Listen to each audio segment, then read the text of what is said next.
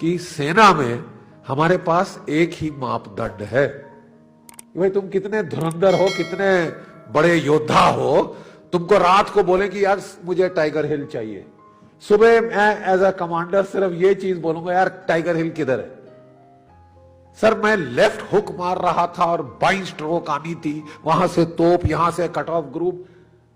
To hell with you is have you delivered Tiger Hill? Yes no?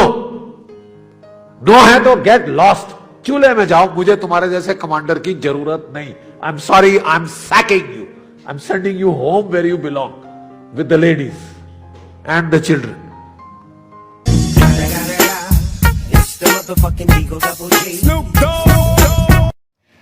अंग्रेजों ने, ध्यान से सुनिए, अंग्रेजों ने जब जापान को जीत लिया, जर्मनी को जीत लिया, बोला यहां के लोगों का जो लड़ने का मादा ही खत्म कर देंगे। ऐसी पैसिफिक कॉन्स्टिट्यूशन इंपोज करी, ये देश कभी उठ ना सके। अब तक जर्मनी जापान उठ नहीं पाए, आर्थिक रूप से कहीं भी पहुंच गए हो दुनिया में। Militarily they count for zilch, zero. और एक और देश जिसको ये किया गया, ध्यान से सुनिए, वो था भारतवर्ष। 25 लाख की फौज काटी, 3.5 लाख पे लाए, 2 टुकड़े कर दिए, और सोने पे सुहागा एक ऐसे बंदे को प्राइम मिनिस्टर चुना, सिलेक्ट किया गया, इलेक्ट नहीं हुआ। कांग्रेस वर्किंग कमेटी ने सरदार पटेल को इलेक्ट किया था। मत भूलिए इतिहास, Sardar Patel was elected by the Congress working committee. अंग्रेजों ने गांधी जी के थ्रू जोर लगवाया, उन्होंने नहीं, आप नेहरू को एक्सेप्ट करेंगे। और सब लोग ठीक है महात्मा जी आप कह रहे हैं तो हम कुछ नहीं बोलते। और बहुत नेचुरली खुंदक तो आई होगी सरदार पटेल बेचारों को। इलेक्ट मैं हुआ, सिलेक्ट ये हुए, जैसे इमरान खान हुए हैं बाय द वे। तो साहब एक उनको वो लेके आए नेहरू जी को, और जो हमारा पहला कमांडर इन चीफ था of the British Indian army, वो था जनरल सर रॉय बुजर। उसने कहा मेरा नया बॉस आया है, तो अच्छी नई वर्दी निकाल के, बूट चमका के, टोपी डाल के बेचारा फाइल पकड़ के आया, केन ले के आया, सैल्यूट किया अपने प्राइम मिनिस्टर को, नौकरी तो बनानी होती है साहब। तो सैल्यूट करके आया साहब, बोले हाँ जी क्या लेके आए जनरल साहब? तो बोले कि साहब ये expansion and modernisation plans of the Indian army. General, I don't need an army, this is a peaceful country, I only need the police, who needs you, get out. इस बेचारे जो general Roy sir Roy Bucher था, उसके चेहरे पे जो भाव आया उस वक्त, ये प्रधानमंत्री है। जब वो ऑफिस के बाहर आया तो किसी उसके जूनियर एडीसी ने पूछा सर क्या हो गया, you seem to have seen a ghost. तो वो कहता कि जी ऐसा ही कुछ है। कहता अच्छा मैं तो जा रहा हूं, अभी इनको संभालने दो अपना। अगर सरदार पटेल ना होते, आपकी फौज डिसबैंड कर दी गई होती। Do you know this? 2 चीजों ने आपको बचाया, एक पाकिस्तान ने, एक सरदार पटेल ने। पाकिस्तान ने हमला कर दिया, उन्होंने नहीं इंतजार किया, उन्होंने शांति के नारे नहीं लगाए। लेकिन जो कुछ भी आप कह दो, उनमें इतनी तो शर्म थी कि आजाद पाकिस्तान का जो पहला गवर्नर जनरल था वो एक मुसलमान था, जिना। और हमारा कौन था? Lord Louis Mountbatten. प्यार था साहब, इश्क इश्क इश्क था। लेडी माउंटबेटन को दूर थोड़ी ना जाने दिया जा सकता है। तो बोले आप रहिए साहब। अरे यार हम मर गए, 26,000 हमारे शहीद हो गए इनको निकालने के लिए, और तुम यहां रोक के, वो खानदान को यहां रोक के हमारे ऊपर राज कराने के लिए बिठा रहे हो। और जब पार्टीशन की रॉयट्स हुई तो इन्होंने उसको बोल दिया एक मीटिंग में, you please handle, are you sure you are the prime minister? वो भी सरकास्टिकली बोला Mountbatten, Jawaharlal you are the prime minister, you want me to take charge? नहीं जी हमारी तो लूजर।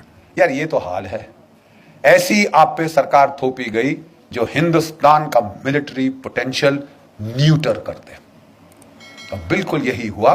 अगर पाकिस्तान ना होता, इन्होंने हमारी फौज की ऐसी तैसी कर देनी थी। ठीक है साहब, ये गांधीवाद जो था इसने हमारी फौज का सफाया कर देना था। और पाकिस्तान के टैंक वाकई 1965 में दिल्ली में आके नमाज पढ़ते। ये इस किस्म की ट्रेचरी हमारे साथ हुई।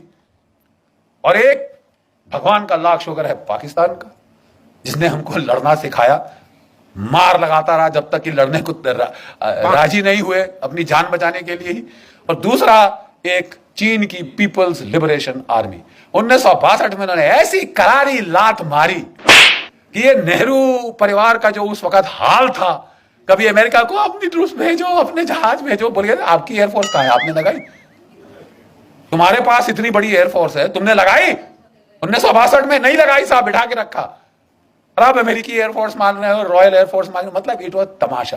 थैंक गॉड 1964 में वो अल्लाह ताला को प्यारे हो गए, भगवान उनकी आत्मा को शांति दे और हमें बख्शा।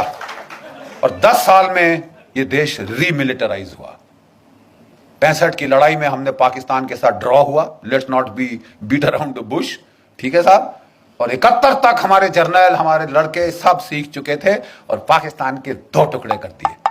चंद्रगुप्त मौर्य की विजय के बाद अगर पहली बड़ी विजय हुई है तो वो 1971 में हुई।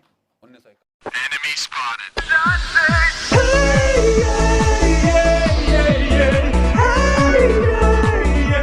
और मैं बताऊं आपको, मैंने कहा साहब एक एनआईटी इंस्टीट्यूशन है आपके वहां श्रीनगर में, वहां के बच्चे जब वहां पे मैच हो रहे थे हिंदुस्तान पाकिस्तान के, तो नारे लगे, तो वो जो बच्चों में बड़ा रोष आ गया कि उनको लगा कि एक राष्ट्रभक्ति की लहर फैल रही है और हम उस लहर पे उठ के यहां का निजाम बदली कर देंगे। तो वो बच्चे साहब भारत का झंडा लेके वो कैंपस के उन्होंने गेड़े मारे, जैसे पंजाबी में बोले जाता है, गेड़े लगाए साहब। 2 कंपनी साहब J&K पुलिस की वहां पे आई, 9 बच्चों की हड्डियां तोड़ दी, 20 बच्चे अस्पताल में डाले। बताइए साहब मैं गलत बोल रहा हूं तो? 20 बच्चे अस्पताल में डाले और वहां सारा कैंपस साहब खाली होके जम्मू और दिल्ली में। मैंने कहा साहब ये हमारी अचीवमेंट है, बताइए प्लीज। मैं एक फौजी की तरह से आपको बता रहा हूं, मैं आपको आंकड़े दे रहा हूं कि जो कश्मीरी पंडित हमारे 4.5 लाख आए थे, उनमें जरा ये भी 20,000 शायद जोड़ लीजिए। ये हमारी अचीवमेंट है। वो मेरे से बहुत नाराज हो गए और मैं छोटी समझ वाला बंदा हूं, इतनी राजनीति की समझ नहीं है मुझे। तो वो कहने लगे बख्शी जी आप मुझे बताइए, वो वहां पढ़ने गए थे या पॉलिटिक्स करने गए थे?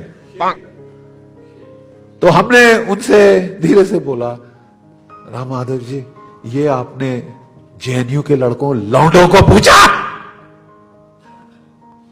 ये आपने वो जो कहां है वो बंगाल के पास, वो वहां पे अपना जादवपुर यूनिवर्सिटी में पूछा, हैदराबाद में पूछा कि ये पॉलिटिक्स करने आए हैं या ये पढ़ने आए हैं? और देश का झंडा फहराना पॉलिटिक्स है? तुम या is it politics? Is not bloody politics. ये मेरा देश है।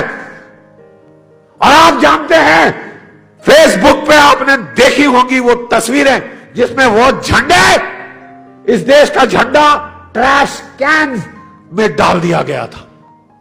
एक लड़का यहां से जोश में गया, वो वहां श्रीनगर में झंडा फहराने, ऐसी मार मारी है, ऐसी मार मारी है वहां पे। और जब पाकिस्तान के और ISI के झंडे फहराए जाते हैं तो हमें बोला जाता था ये तो बच्चे हैं साहब।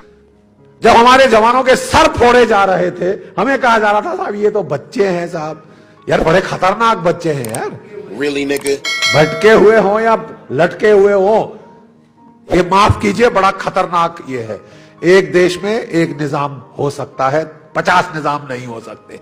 अगर सिरसा हरियाणा में, let me ask you direct, अगर सिरसा हरियाणा में डेरा सच्चा सौदा वाले रॉयट करते हैं तो पुलिस को एक अच्छा टफ मैजिस्ट्रेट ऑर्डर देता, चलाओ गोली, nobody can take the law into his own hand, चलाओ गोली चलाओ। और 36 एक दिन में भारत के नागरिक मर जाते हैं, 4 घंटे के अंदर 36 नागरिक मर जाते हैं। कोई पेलेट गन नहीं चली, कोई वाटर होज नहीं चला, कोई छर्रे नहीं चले साहब, सीधा गोली चली, 36 नागरिक वहां पे गिर गए। किसी पुलिस वाले के खिलाफ FIR दर्ज हुआ? किसी ह्यूमन राइट ग्रुप ने बवाल खड़ा किया? लेकिन अगले दिन साहब वहां पे पूर्ण रूपेण शांति थी, पूर्ण रूप से शांति थी, क्योंकि जो करना चाहिए था वो कर दिया गया।